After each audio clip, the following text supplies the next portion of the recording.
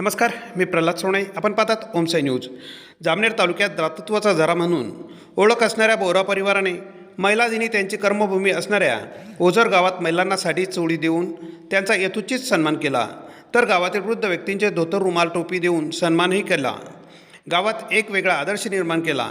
जामनेर शहरातील दानी म्हणून परिचित असणाऱ्या बोरा परिवार कोणत्या ना कोणत्या दातृत्वाचा ठसा उमटवला आहे. परिवाराचे मुखिया तथा ईश्वरलाल जैन नागरी सहकारी पतसंस्थेचे चेअरमन चंपालाल बोहरा यांचे ओझर बुद्रुक या गावात विशेष प्रेम असून गावातील प्रत्येक संकटाच्या वेळी देव माणसासारखी धावून आले आहेत.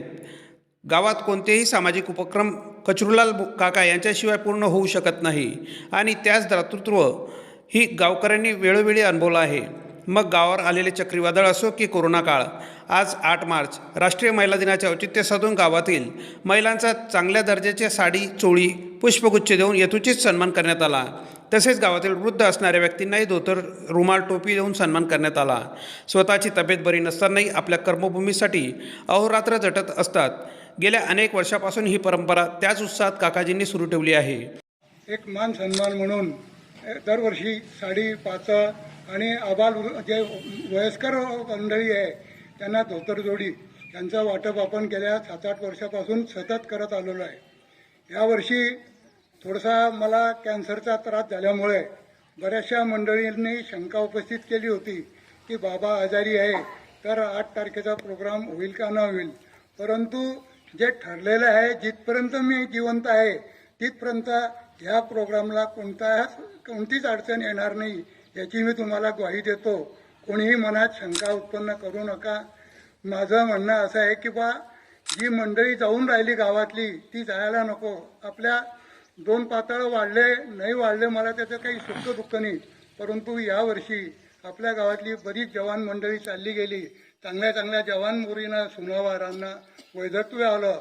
हे होऊ नये यासाठी आपण काय प्रयत्न करतोय. दारूबंदी केली, आपण मटण मांस बंद करायला लावलं.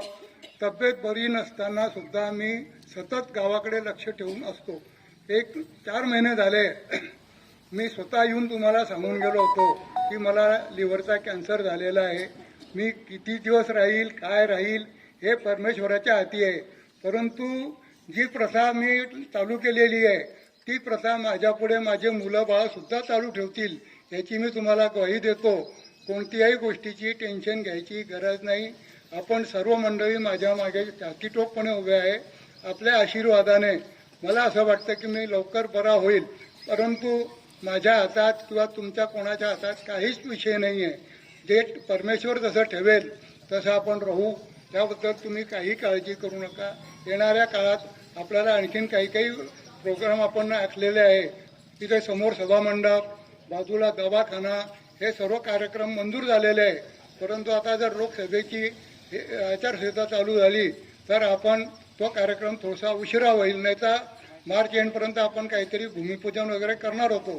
परंतु आता लोकसभेचे इलेक्शन लागल्यानंतर आपण त्याला कमीत कमी 2-3 महिने वेळ लागेल. परंतु हे दोघी प्रकरणं मंजूर झालेले असून लवकरात लवकर इलेक्शन झाल्यावर आपण त्या कामाला सुरुवात करणार आहोत.